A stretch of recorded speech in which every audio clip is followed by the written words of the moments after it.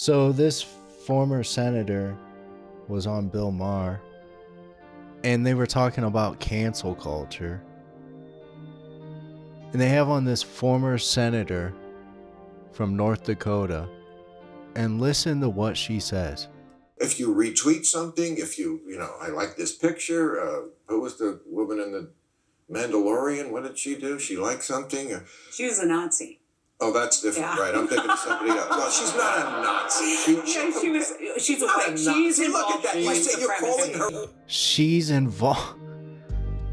Can you believe this? And Bill Maher, he's like, oh, that's right at first. Oh, I'm thinking of somebody else. What are you talking about? How are you feeling? Is your blood boiling? Let's watch it again. If you retweet something, I like this picture. Who was the woman in the Mandalorian? What did she do? She liked something? She was a Nazi. Oh, that's different, yeah. Right? I'm thinking of somebody else. Well, she's not a Nazi. She's look at that. You say you're calling her. She's called other people Nazis. Right. She's the Nazi. Okay, everyone's a Nazi now. Yeah. She does hang with white supremacists. It's like a Mel Brooks. She does? Yeah. Hangs with white supremacists? I suppose I'm now subject to defamation. I don't know. How it must feel to have no one on primetime television or the news sticking up for you. It's all YouTube channels and people on Twitter fired for a tweet that she shared. Doesn't even say that conservative, liberal, Republican, Democrat, nothing like that is said. It's just simply showing that when you dehumanize people, like we have to the homeless, like we have to drug addicts, that you now can disregard these people, much like she's been disregarded. And in the same interview, let's reveal the cognitive dissonance that's happening, because in this same talking segment, they go into the woman that was fired from Teen Vogue for tweets when she was a teenager. And listen to this.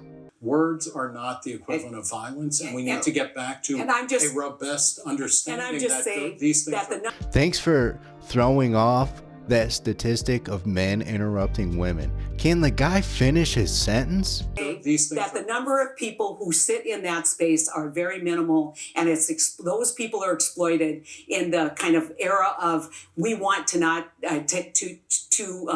politicize how you feel kind of era. Politicize how you feel.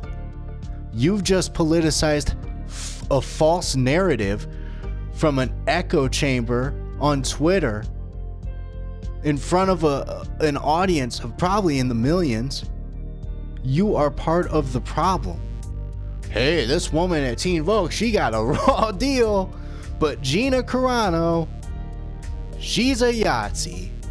Everybody, don't you know that? That's just known. That's just known to everyone.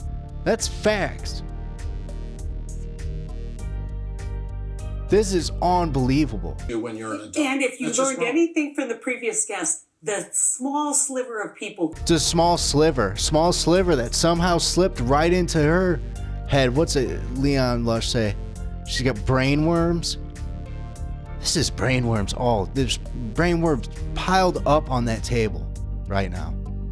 It's a small sliver. Who are out there on Twitter causing this trouble. The wokeness is not a big political movement. It is very big. It's getting exaggerated. It's getting exaggerated. She admits that it's being exaggerated. Big in publishing, it's big in universities. Well, that's because they're big chicken in corporate shits. America. Yeah. That's because they're chicken shits. You know who's not a chicken shit? Gina Carano. She wouldn't let anyone suppress her voice. She was outspoken, hardworking, dedicated, driven. Went from being a great fighter to becoming a better and better actor. Like, share, subscribe, leave a comment down below. Let me know how this makes you feel.